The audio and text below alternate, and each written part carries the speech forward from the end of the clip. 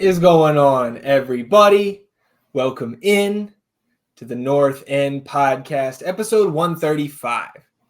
My name is Zach Graham, your host here in the North End, joined, as always, by my good buddy. He's on record as my best friend. His name is Ian Michaud, and we call him...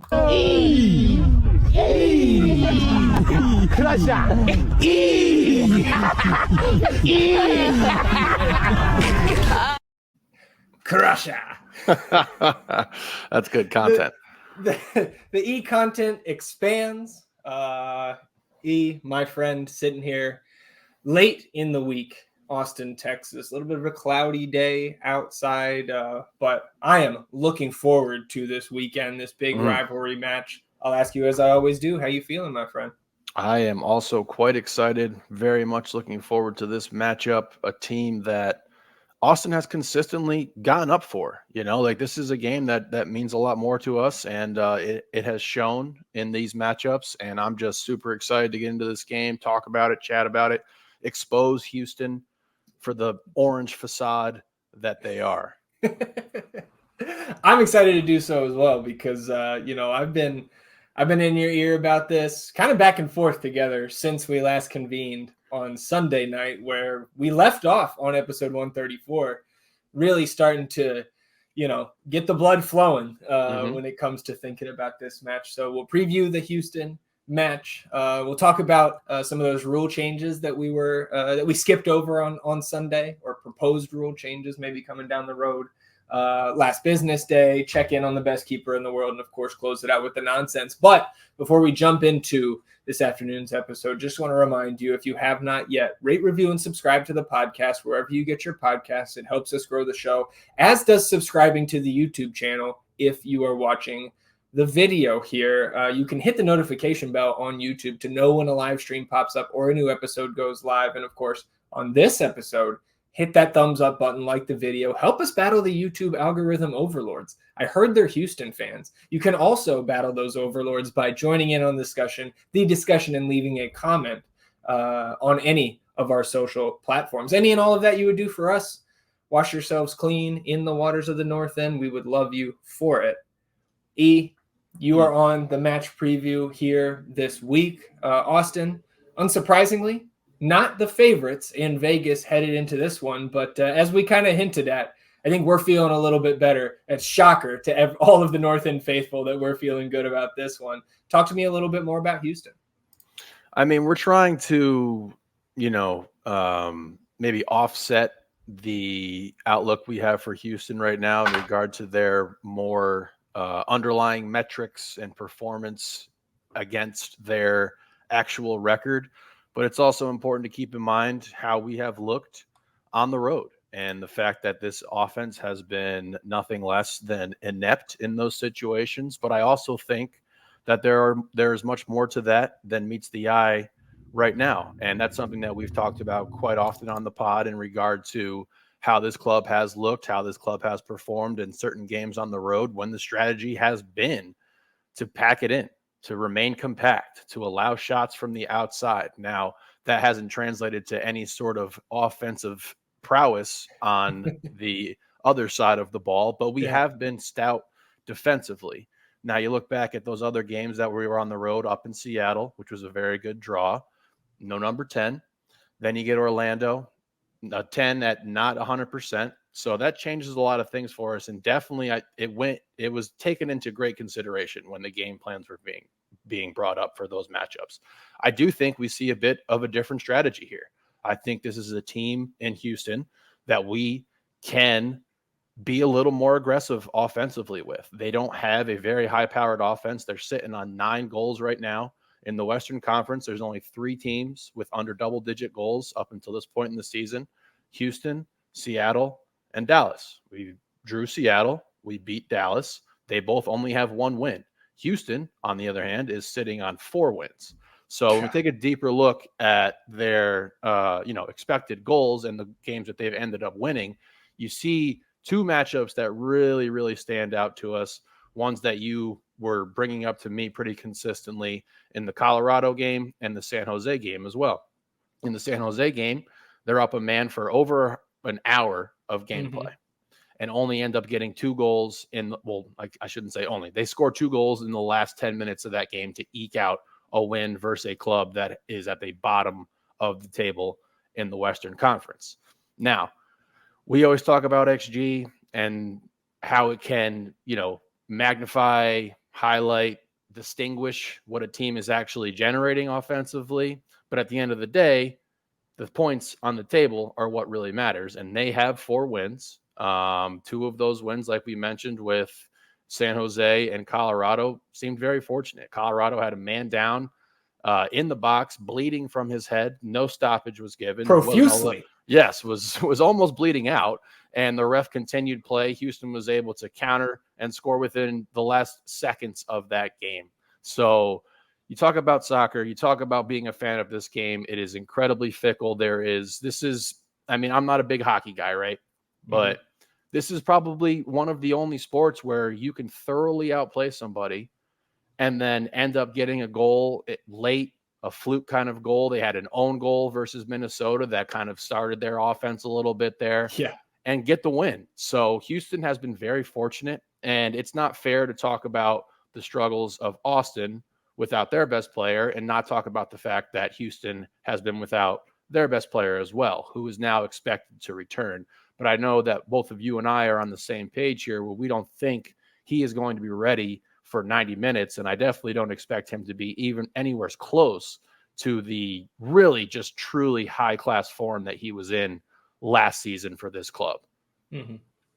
Yeah, with Herrera, I would be pretty darn surprised if he got the start here. Because I know he's been building up in training, right? Ramping up to get back here finally for this Houston team. And again, to their credit, XG is all great, and it's good content, right, for whichever team or league you're talking about. But G is what matters, those actual goals, and they've gotten them in big moments, whether it's lucky or not, and that's why they're sitting on 13 points, sitting third in the Western Conference. That doesn't mean that I'm not, again, still all about this team coming back to earth and us hopefully generating some more here in this this rivalry matchup. But finishing up on Ache, I think 30 minutes at most here. And again, I would not be upset if he is inactive and they want to give him one more week here. I know they've been targeting this game for a few weeks, so I do think we see him. But just like Leuven last week, where we expected him to be active, maybe Ache doesn't make it in here. And then Sebas Ferreira, who was looking really dangerous in the preseason before going down, I believe in that first CONCACAF match that they played. And he struggled to return. I think he returned for a game, maybe a game and a half. Now he's out again. I think he is confirmed out for this weekend. So that's another benefit for Austin here in terms of a shorthanded opponent on the road. We will take it. And to also kind of put a bow on the 4 wins that Houston has and the luck that we perceive them to have been picking up along the way, the XG totals from those 4 wins. Again, you mentioned the San Jose match where they're up a man for an hour and eke out 2 goals at the end to win 2-1. They didn't amass more than a half goal of XG in that one. So they were not even able to take advantage of San Jose being a man down and pepper their goal against that shorthanded team. From these 4 wins, Houston has totaled 2.79 XG, while their opponents have totaled 4.82. Those actual goal totals from those 4 wins are Houston 6 and their opponents 2. So again, and I think we'll talk about it here, recording on Thursday, we got a snippet of Coach Wolf's media availability from the team this morning, and he was kind of hinting at the fact that these 2 teams have been very similar to start the year, but Houston has been capitalizing on those few opportunities that they've generated each game and gotten a little bit lucky at times and had some stellar saves from Steve Clark, through that stretch. And that's why they have recorded a number of those wins. That said, again, I just think we are due to regress to the mean because we're not going to not score on the road the entire season. Correct. And what better time, what better change of pace here coming from St. Louis to going up against this Houston team to really try to get right. And I know you said to me in our text yesterday that, man, I don't know, I think we might be the get right team. And my counter to you was, or maybe Houston is. Like, it could go, I think it will go either way here. The one thing that we have not seen in this head-to-head series all time is a draw, right? Yeah. 5 wins for Austin, 3 losses for Houston. And I know you write about it in the match preview. But I see, I know our buddies at the Verde Pendant went on one of the Houston podcasts this week and chopped it up.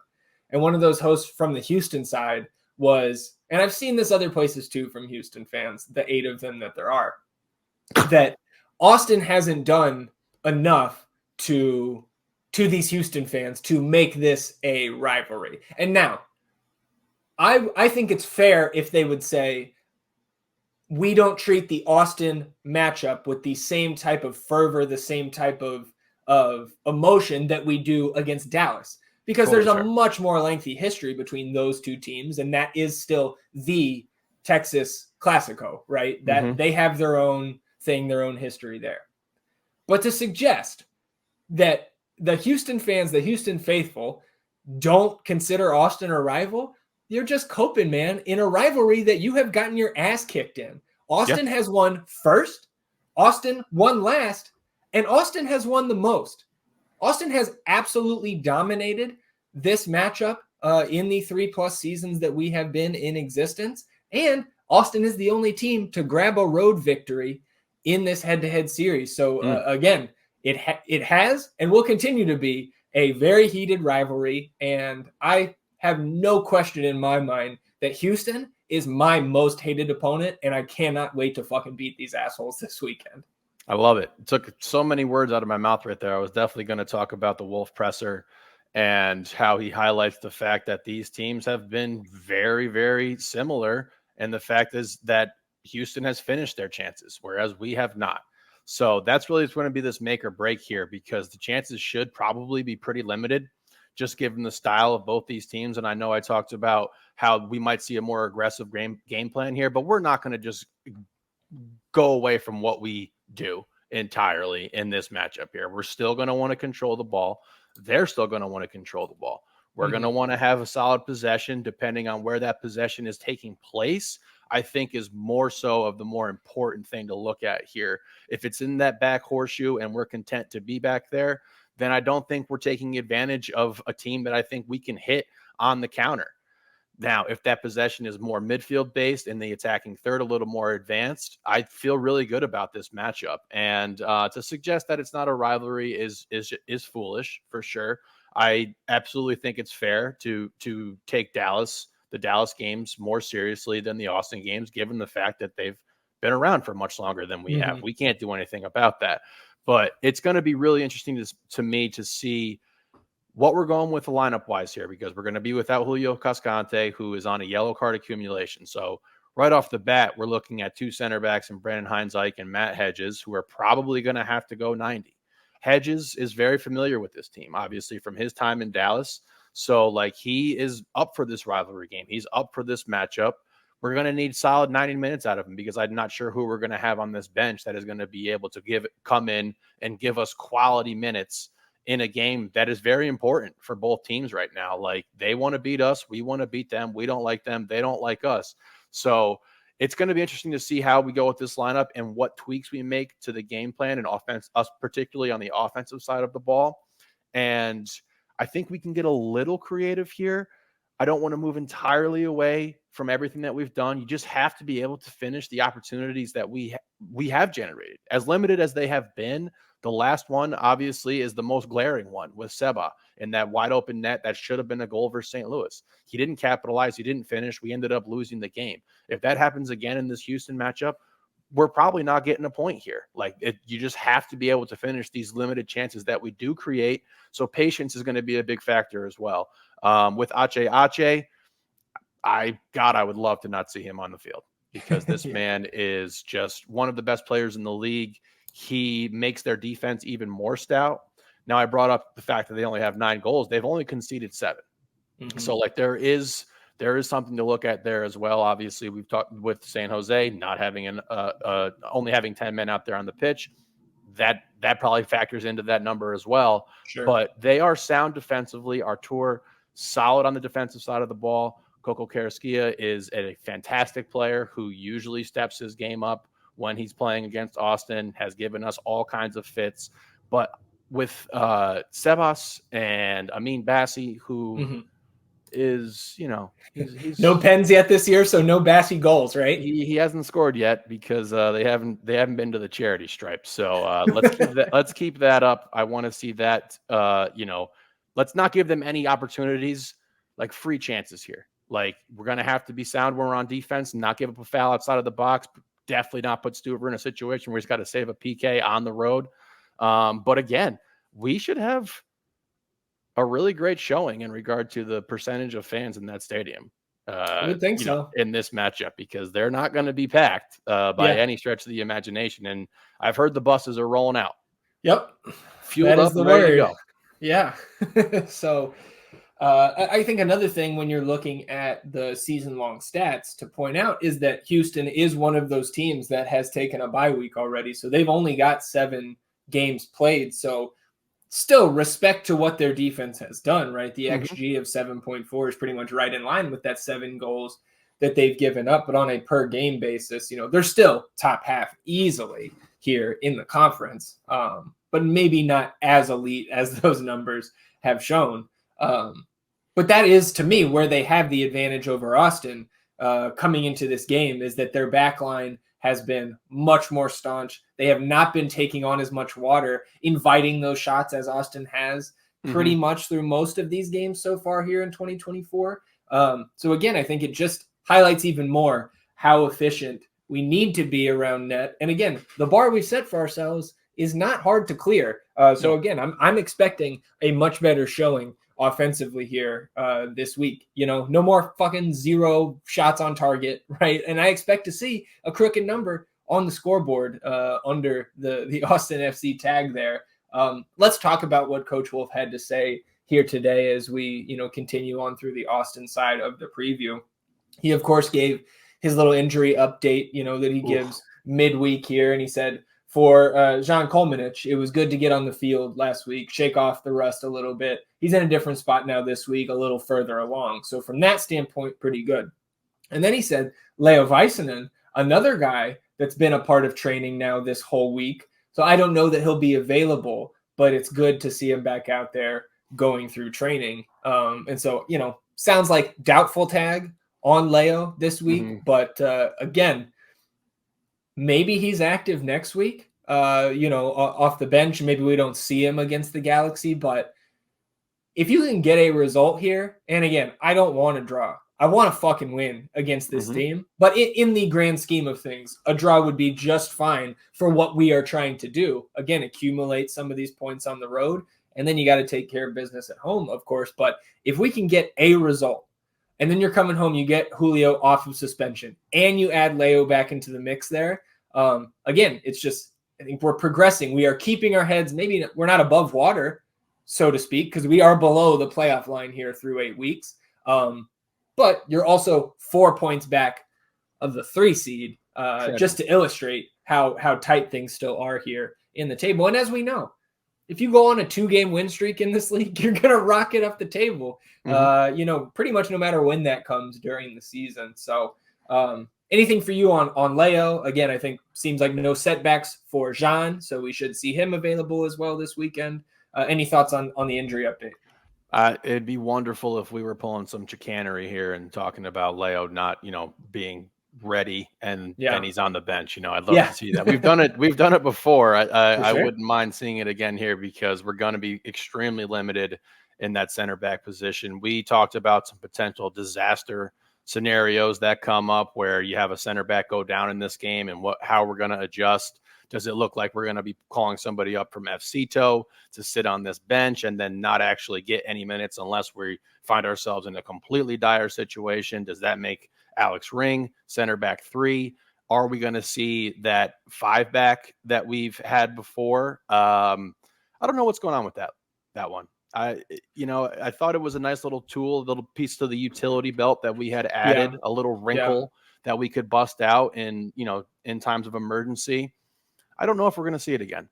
I haven't seen any sort of inclination for it. Not that I don't, not that I have the insider information about what they're talking about in regard to game plan here, but it seems that we've really settled into this, and Seba prefers this lineup, and that's what he wants to play. That's how he wants to play, and I think that that's a huge factor there. Yeah, I think that we saw the majority of that five back, right, running that box midfield when he was out last year, and to pretty good success, if not having Driussi out there. But yeah, I agree. I think that's probably the main thing is the captain, the best player, says, I don't like that. I prefer this, 4-3-3. I don't think we see a call up this week. FCito will be playing against the Town FC at 9 p.m. Central on Saturday. So if you're taking one of those center backs, it's been Antonio Gomez for the most part when we're calling up one of those defenders. That would be his final call up of the year. And again, I don't think there's any way that he leapfrogs a guy like Alex Ring. And I think we may reshuffle things again, like we were bringing up, like you said, maybe having that kind of 3 center back look with the wing backs. If one of those true center backs goes down, let's say, hopefully, knock on all the wood in sight here, right? Let's say Hedges, tweaks his ankle, right? Nothing serious, but he's got to come out of the game. Maybe you flank Heinzike with Alex Ring on one side, Biru on the other, and then you bring it, you got Johnny out there on the right, maybe Jean Kolmanich on the left or somebody, again, I think you're pulling out all the stops at that point. And I think maybe we're thinking too much about this because I think the obvious plan here is you have to get 90 out of Hedges and Heinzike, barring some sort of emergency situation. It's a valid concern, one that you can you kind of have to ponder a little bit here. In the article, I'm going to highlight talking about players that we need to step up as opposed to players that are guys that we want to watch. And for me, it's Johnny G.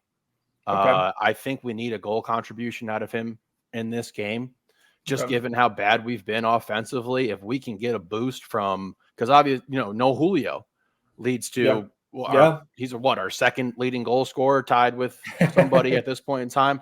So no Julio does it. It removes an offensive aspect of our game. So I am looking at Johnny G to hopefully regain some all-star form here and get us a goal contribution somehow.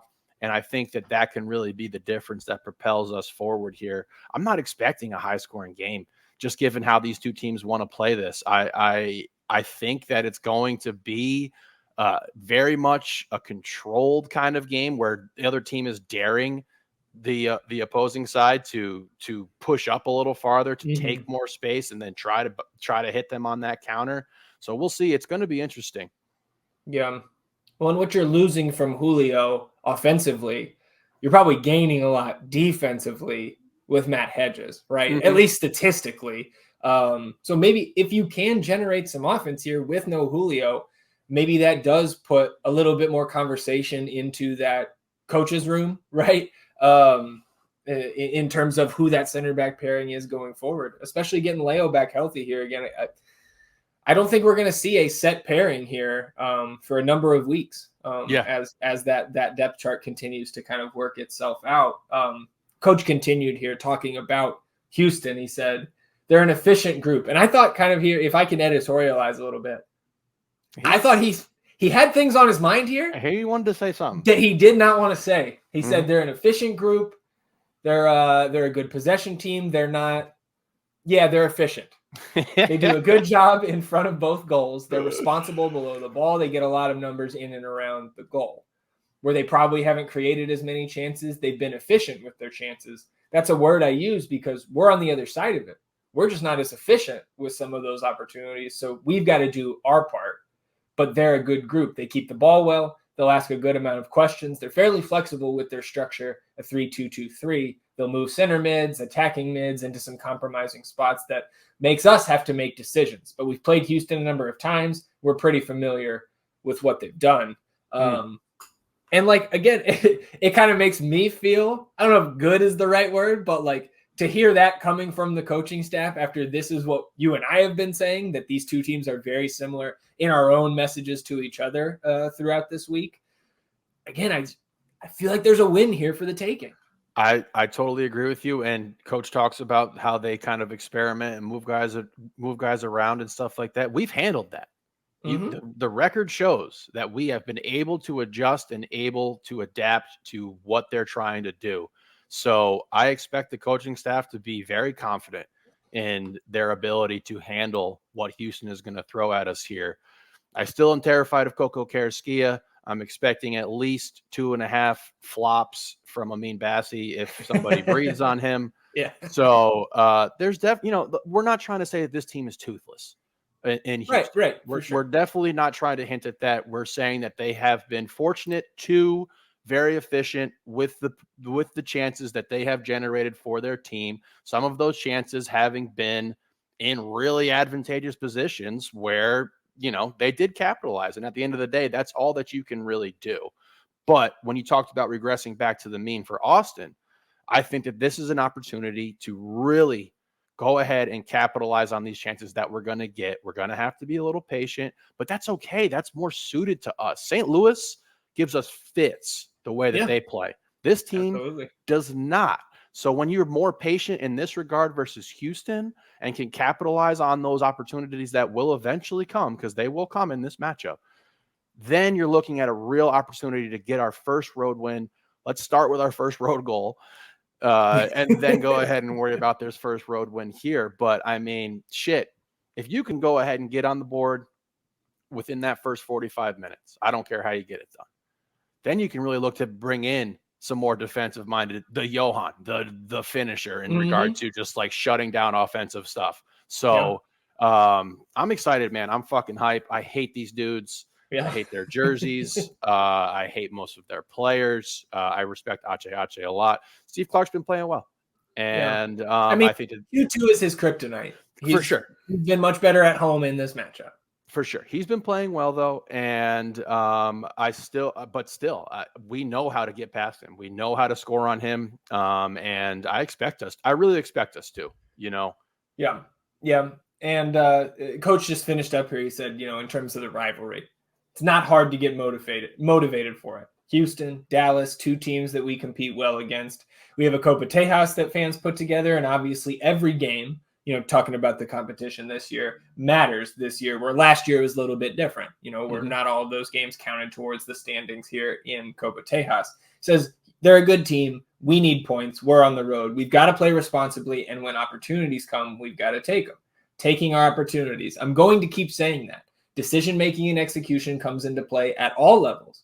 Doesn't matter what age, what level you're at. That's the reality of the game. When you do a better job of that than the other team, you put yourself in position to win games more often. And again, as elementary as that is, it's the truth. And I think that is the biggest thing plaguing this team on the road right now. Is again, I think they certainly want to generate more opportunities offensively than they had. But I don't know. I see what he's saying about not taking our opportunities, because there were plenty of buildups last game, and maybe plenty is a little bit strong. There were some buildups last game that should have resulted in shots, right? And you can't get XG without a shot. So like Alex Ring, let it fucking rip. If Hodder gets that touch near midfield, he's at least getting a shot, if not a goal, right? So again, you can count the opportunities on one hand in some of these games, especially on the road. But you see teams like our opponent this Saturday who are executing in those moments, and Austin is just a whisper away from being in that same category, right? And again, I'm not trying to sit here and convince anybody that Austin is good or is going to be good with the current iteration, right? But you're still just trying to work through this season one game at a time. And again, I know this is the 5th time I've said it, but there's a win here for the taking. So let's get to the predictions, E, unless you've got anything else to add. If you do have something to add, let me know. Or else tell me how much Austin FC is winning by in Houston this Saturday. I think we're going to drag it out and get a 1-0 win here. Get that first goal. It's going to be a possession-based game. Control the midfield. If they're able to get 30 minutes from Ache, got to account for him, got to know where Kokos Karaski is at all times, and then particularly keeping an eye on Aliyu, because he is the one who has the majority of their speed. He's got fast, three. man. Yeah, he's got 3 of their 8 goals, since one was an own goal.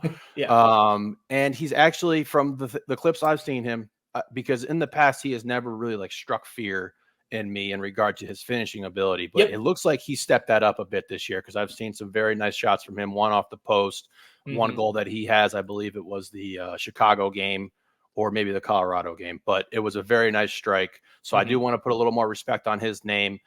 But we have speed on that the wing position. Owen is very fantastic at tracking back and getting back into that action. With Biru and Johnny back there as well, we have speed to handle that type of athleticism that Aliu is going to present. So if you take those guys out of the game, man, they're going to have a very hard time scoring. And we just have to be efficient in finishing our opportunities. And I think we're going to be able to get at least one behind Steve, and we walk out of there heads held high, 3 points on the road, 1-0 win. I like it. That's one thing that I forgot to bring up on Sunday night's episode, is that one of my frustrations with the way we aligned in that game was that we broke up the Gallagher Wolf side there and switched those. And again, I think whether it's Biru or Kolmanich or Jimenez, I would like to see those guys paired up with Hodder and launching those long balls so we can let Johnny come up there and combine with Owen, because we found success with that at home 2 games in a row. And I know there had to be reasoning why we positioned those guys differently against St. Louis, personnel wise or what have you. But I would like to see us get back to those pairings here. I like that. But regardless of that, dude, give me a 2-1 win. We are going to lift the lid off the goal. And I think, let me give you the game script here. We're going to go up 2-0 and hold on. We will survive this one goal that Houston will sneak past us. But again, I just feel it, man. Fuck Houston. 2-1 victory for Austin, and keeping us at the top of the Copa Tejas standings. Don't care how you get it done, boys. Rivalry match, 3 points. We got to have it. Let's go, baby. Ring that bell. All right. Let's do it. So 1-0 for E, 2-1 for me, and we keep it moving here. And E, before we get to checking in on Damian, let's talk about this rule change that has not been voted on yet, but was reported on from a number of outlets. And I'm going to read from the Athletics article here. So this rule they're calling the, quote, icon player rule. These are just early details of this potential initiative. It could be brought to a vote at the end of the league year. And this rule would allow for teams to re-sign veteran players aged 33 or older who have played for that team for 4 years or more. Their new contracts could be up to $1 million above the max budget charge, so about $1.65 million. And then that player would hit the cap at just $200K. So that's the same cap hit you would get for a U22 player. So the Athletic says many GMs are calling this the Carlos Vela rule, because if it had gone into effect this summer, Vela's probably heading back to LAFC there on that cap-friendly deal. But then they go on to suggest that there are other ways to open up cap space and incentivize signing more impactful players with a similar, if not the same, cap strategy. Because if the league, they suggested, dropped the DP charge from that max cap hit to $200K, that move alone opens up $1.63 million in space for teams with 3 DPs and $1.09 million for those with 2 DPs. But then, of course, with the new rules, the teams with 2 DPs also get that extra $2 million in GAM. So I think I like the Athletics suggestion better than what the league's executives seem to be mulling over. But either way, I'm a fan of both of those potential proposals. And again, when I described that as bird rights the other day, that's not a bad comparison, huh? Not bad at all. I think I'm on board there with you that I prefer the latter method proposed by the Athletic. It seems to me that they want to build a bit more continuity with brand and team. If you have somebody there who's been there 5-6 years, you want them, you want those guys to retire with the club. It's good business for the team It's, if somebody's been around that long, they're obviously a contributor, somebody that the fans have appreciated for a very long time. And I think that they want to add that aspect into roster construction. So I see where they're coming from there. But in regard to raising the talent level, it's clear to see that the other the other potential idea is a better one in that sense, because it opens up, like you said, 1.6 mil or something along those lines if you have the 3 DPs. And that's big money to be able to add to different initiatives and different roster spots. So something for them to definitely discuss. Obviously we have no input, no say in what could go on here. But I will agree that I do prefer the other method over that one.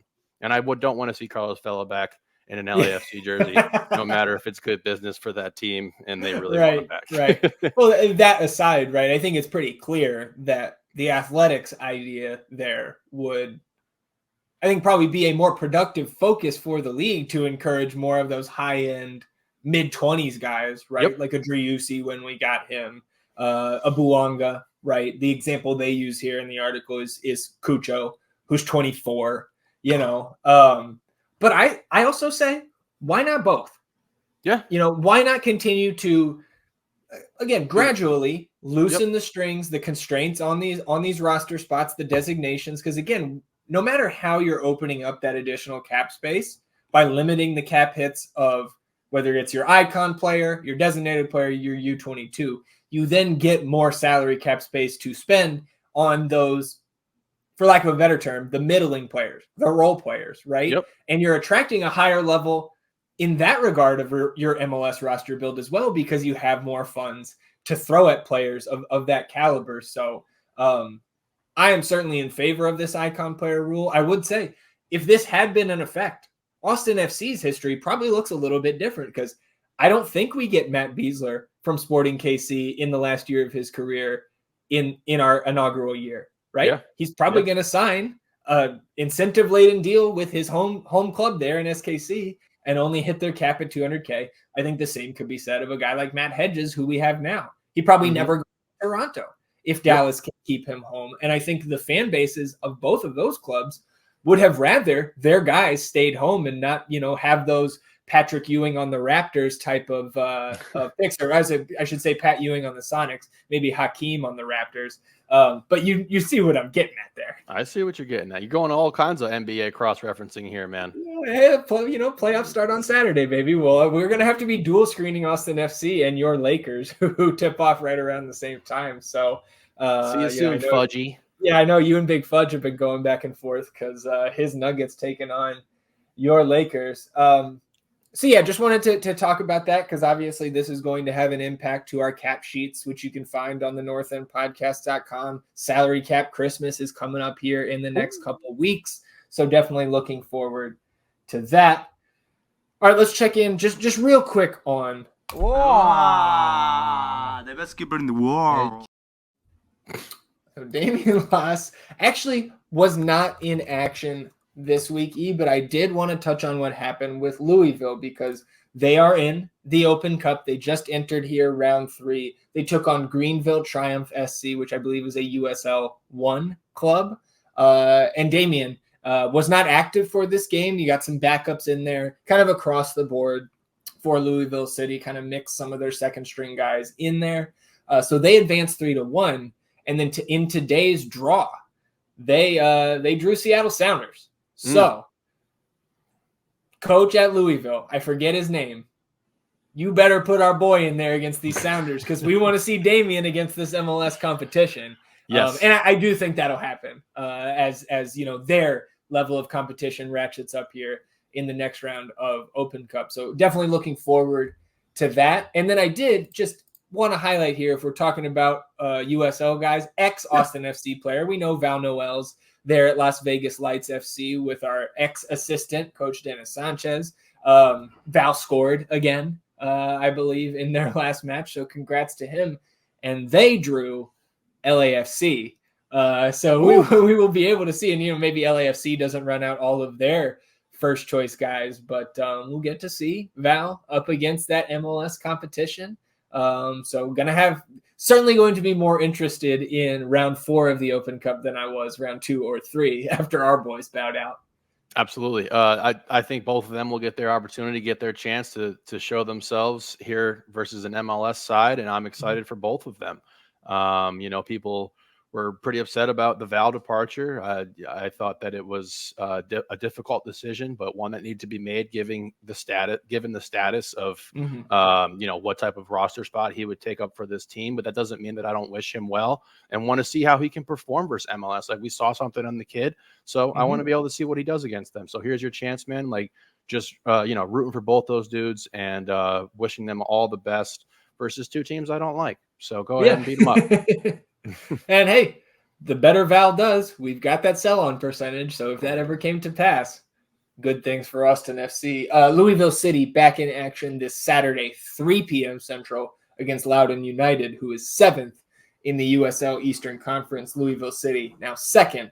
Charleston Battery up there, 3 points above them, but 2 games in hand on Charleston has Louisville. Oh, wow. Yeah. So still looking very, very strong here to start the year. And let's move into last business day because FCito also on the road this Saturday. And again, we're going to have some crossover in terms of these games because 9 p.m. Central at PayPal Park out there in San Jose, adjacent to the airport with those jets landing in the background. Mm-hmm. Austin FC 2 taking on now the Town FC. The rebrand there for Quakes 2. These teams split the season series last year with the road team winning both times. And if I recall correctly, this was the loss to Quakes 2 at home last year was the first loss at the pitch in club history. You remember Oscar Verhoeven, who looked like Earthworm Jim, Slim Shady. There were many nicknames being shouted down at him during that match. Verhoeven's still here with the Quakes, the Town FC. So that is, I think, the name that most of the FCito diehards will recognize here for the Town. The Town is 2-1-1 on the season. Their only loss came to Ventura County FCE. So there's another rebrand for you. That's Galaxy 2. They drew North Texas SC. Of course, that's FC Dallas's affiliate. And then they have victories over Timbers 2 and Real Monarchs. Anything for you on the opponent? They got a pretty solid keeper, right? Well, it was it Ochoa was their keeper last year, I believe. Right. And I don't think he's been in there. Let me pull up their last match here against Real Monarchs. I didn't see. There's Gavin Beavers down there with Real Monarchs. Yeah, they've got somebody else in there. Bigansky. And you know what it probably is, E? We know that Danielle is out for the first team. Marcinkowski is out. So I bet you Ochoa, we didn't even notice when we looked at their lineup when San Jose came to town. I bet you he's backing up Yarbrough with the first team right now. I think that makes sense. He was quite talented. I remember being quite impressed with him. He had some very big saves when we were up there watching that game. I want to say he's a youth national for the Americans. I want to say that's right as well. Yeah. In their first match this year, he didn't start, so I don't think he has played for the Town yet. This year, Ochoa, that is. So that's good for us because like you said, he's a good keeper. He is a good keeper. So in terms of the good guys here, right? Again, like we discussed in the first team preview, I'm not expecting any call-ups this weekend from FCito. So I think we see a very similar lineup to what we rolled out against City 2 last Friday night at the pitch. I think the biggest question I have is what are we going to do at the 9? Is it Micah back out there, or does Pinot get his chance again? Has he earned that right amongst the coaching staff in practice, what have you? I think that's the spot I'm looking for most once that lineup comes out Saturday evening. That's right where I'm at as well. And I'm a bit confused about that situation. I understand he got the red early in that first matchup there. And has that put him, in the doghouse up until this point? Like, because when he came on last year and he took over for AOC, right? Yeah. We were confused because AOC was continuously putting out very solid performances, but then Pinot came in and just added a whole new dynamic to this offense. So I don't think he's lost that ability. I don't know if he's receiving the same type of service that he was last year when we had guys like Val and David putting those balls in there. Sure. But the big question is they're looking for something on that team. They're looking for some continuity with that lineup. It doesn't appear that they have found it yet. And I would like to see Sebastian get out there and get this start here. I think that with his track record, with the ability that he has, that he is deserving of being in the starting 11. I know that we would have to probably shuffle around some more midfield guys where we're quite deep. But, I think it's more important to be able to bring on some fresh legs in the midfield earlier on in the game than potentially getting Pignot out later on in that matchup. So we will see. I'll be keeping an eye out for that roster and what the lineup looks like. But, it sounds like the town team has been pretty solid this year. So a good test. And, we've been playing on the road. These next pro games are probably pretty interesting because I imagine that most of these stadiums aren't, or it's going to be cavernous in there. I don't even know if you can say stadium, it's is going to be, devoid of people, which can be difficult to play in. I remember from my playing days, I hated that shit. You have to bring all of your own energy. And like when you're on the road, you got somebody, people want you to fail like that. That gives you a little extra juice here, but not to have anyone in the stadium or anything like that is just, it's always been really difficult for me personally. So I hope that we are able to bring some good energy with us, bring some good juice, have a solid game plan, and go out there and get this job done. The other two guys I'm looking for is, does Steve Louis-Jean make the trip? And is he active after being inactive last Friday? And maybe does Ruben Bonachera get a start? Or at least I would like to see him again off the bench because I think, like I said on Sunday, giving me like shades of Guilherme Biru at the next pro level in terms of like, didn't look like he was in the best shape. I think you could tell that the skill was there, the technical acumen. But again, just like it feels like he just arrived in the last few weeks still. So I got my eye on that as well. So unless you got anything else to add, last thing to do, prediction time. How much is FCito winning by in San Jose on Saturday night? I think we're going to go ahead and get this game 2-1 and give me a Jimmy's first goal. Nice. Love to hear it. I think I'll go 2-0 here. Defense continues to be staunch. Scheich back in there, right? Steanda, Bonachera. We've got Sal and Gomez continuing to develop their partnership there at the back. And to be honest, man, I think Marcus Alstrup has been pretty darn good since having a little bit of a shaky start, especially, in that Open Cup match with the brain fart, dropping the ball and all that. I think he's been solid since then, even though Austin has just had the one win in the two games since. I agree with that. He has definitely responded well. Yeah, so I'm going to go 2-0, and I'm going to go both wingers get on the board, Jimmy and CJ. It's a winger party. Love it. All right, boys, we'll be cheering for you from afar. Let's close it out with the nonsense here, and of course we start with the best ball update for the week. And it was not great for the North End. We only get 2 points out of our keepers, even though they both come back and are playing. We get 5 total points from our forwards. And man, Seattle Shrek really saved us with the 10 points because we got a DNP from Jack Elliott, Zimmerman still injured, and they were on bye anyways. And if Nashville is on bye, that means we don't just miss Walker Zimmerman, but Sam Surge and Hani Mukhtar also not available. So last place on the week for the good guys here after winning our first week in week 7. And then back on top once again, Phil West continues to just trample the field here. I think this is his third, maybe his fourth week that he has won. 53 points, now an 11-point lead on the field, 362 total. Verde Pen and Moon Tower very strong last week, 47 and 48 respectively. They are making up the rest of the podium there. We are Austin, another down week like we had. They had 31 points, though, so just on top of the North End. And then Texas Ring of Fire shows a little bit of life, 38 points. So they make up some points there in the spoon race with us.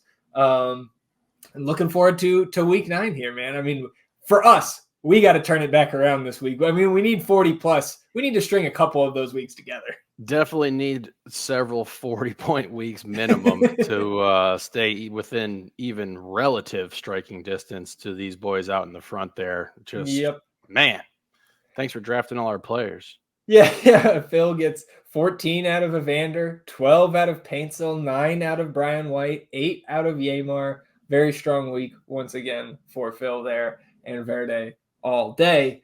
And then E will close it out, of course, with the bets. Had the match preview up there the entire episode on the YouTube, so Yeah, he just pulled that down. I was about to message you. I was like, am I screwing up here? No, that's all me. So the production department, just like the graphics department, will get a talking to here before our next episode. But the week 8 bets, E, similar to best ball.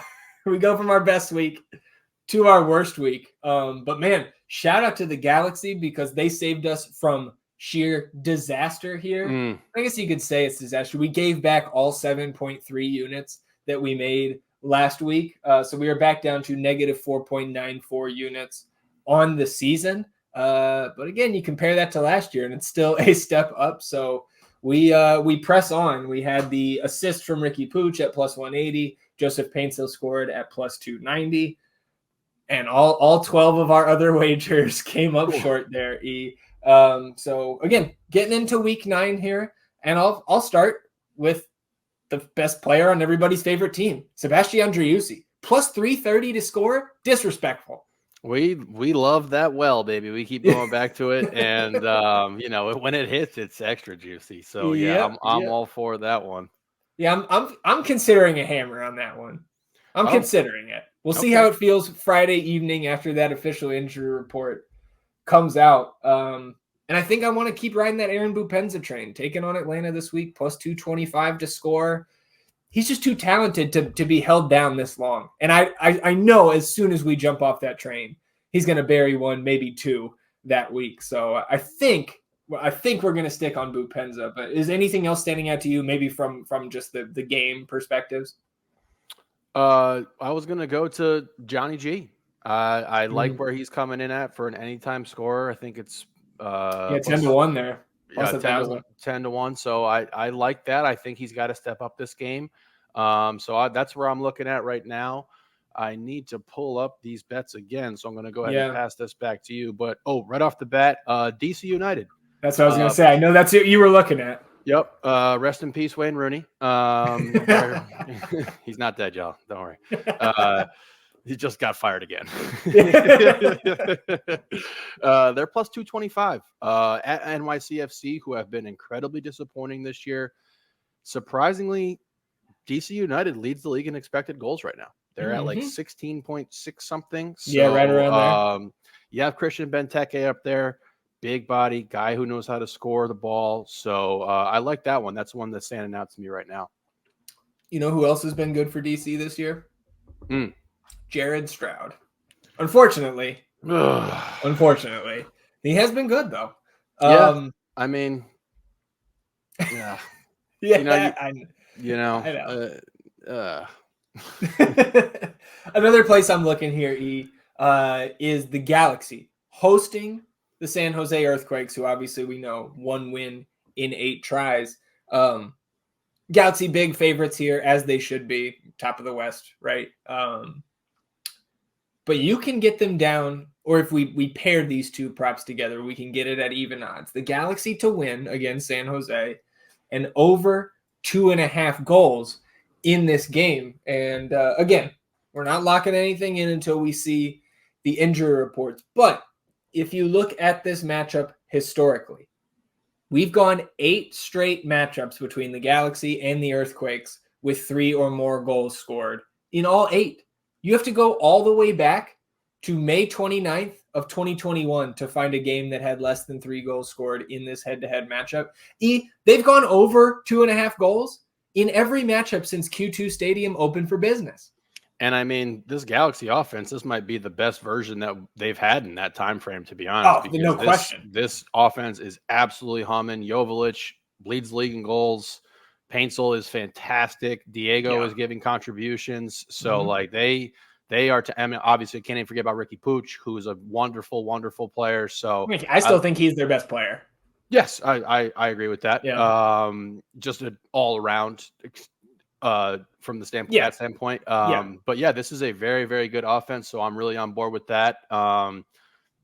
San Jose has Pellegrino, and we understand his track record. We understand his history. The guy's been all over Europe playing for all types of clubs. He's scored everywhere that he's gone. Yeah. Off to a slower start here, but still, we saw him with tactical precision put a ball past Brad Stuver. He has that talent. He has that skill cap. So I like that one, man. Yeah, and you mentioned Diego Fagundes too. Shout out to him. Congrats. 70 goals, 70 assists in his career. So hit that milestone last weekend. You love to see him continuing to have success wherever he goes, right? Yep. Because that's our boy. And again, keep racking up those stats, man, because I think that makes that GAM number go up. So again, yeah, double benefit there, double bonus. Guy's been a staple in the league for a very long time, and it's really great for him to get to that milestone, hit that benchmark, and get some of the recognition that he really deserves. So shout out Diego. Absolutely wonderful job, man. Yeah, and none of that shit next week. None of it. Play terrible. You got 32 other chances during the season, plus some external competitions. When you see the Verde in black, you shut that shit down. You leave it for another day. All right. We got a couple other ideas about where we're going to go with the bets, but we're under an hour here. I know it's about 48 hours until Austin FC kicks off against Houston. So let's go ahead and close it out here. Anything else for you before we say goodbye? I hope y'all are ready. I hope everyone's amped up, juiced up, ready to go. It's going to be fun. We spank this team. We spank them again. Yeah. You spanked their ass, Les. I'm not going to go into a rant here because I will just continue to raise my blood pressure, the volume of my voice, and you guys don't need that here. You know how we feel. Let's get this shit done. Fuck Houston. Austin FC for life. We'll see you guys back here on Sunday night, recapping Austin FC's matchup against Houston Dynamo, recapping Austin FC 2's matchup against the Town FC, and discussing everything else Austin FC that happens in between now and then. Enjoy the rest of your week, everybody. Be safe on Saturday. Happy 420 to those who celebrate. Smoking on that Houston pack Saturday night. Until Sunday, easy. And I'm Zach. Vamos Austin FC, everybody. Goodbye.